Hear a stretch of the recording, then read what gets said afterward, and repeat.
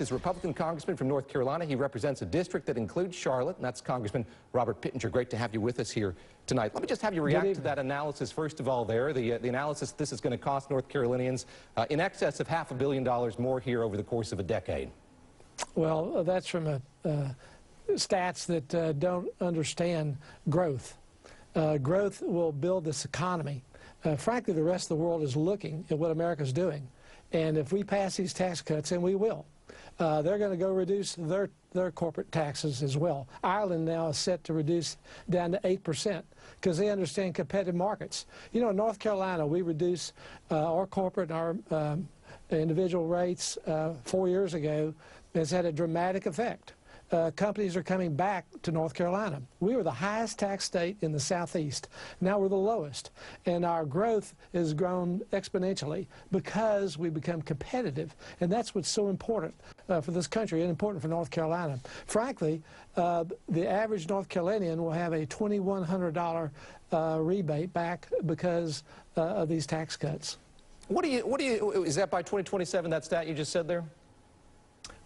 Yes, an annual rebate of $2,100. I think a lot of folks in Laurinburg or Lumberton, North Carolina might be wondering here about the prospects for the kind of growth you described. There was an event at which Gary Cohn of the National Economic Council was speaking. He asked CEOs in attendance how many of them, in light of a tax cut, would be willing to hire more, to spend more, invest more in their businesses, and he was surprised by how few hands went up. When you look at where unemployment is in this country at this point, when you look at the value of many companies, are you at all worried here that the economy is going to get a little too hot?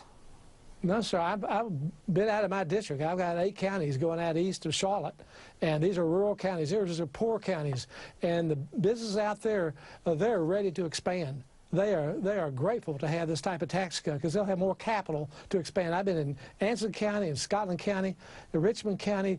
These are very poor counties, but they've got some businesses there that will be able to expand and hire more people because of what we're doing.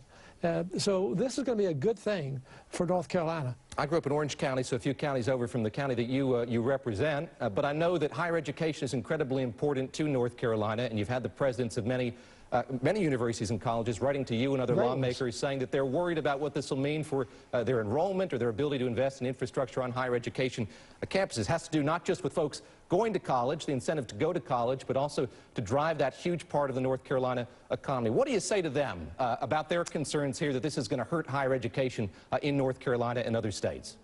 To the contrary, it's going to grow our economy. It's going to create more revenue back to our state, and it's going to create jobs. So that's what this is all about. Frankly, North Carolina has the most cost-effective education, higher education in the country, as well as our community college system. I was in India not too long ago, and a number of CEOs said that they purposely put their plants in North Carolina because of the training that they received in our community college system.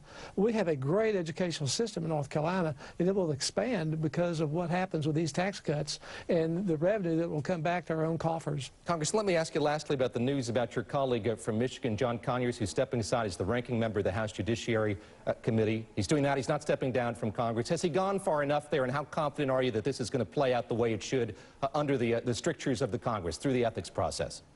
Yeah, I think it definitely needs to go through ethics.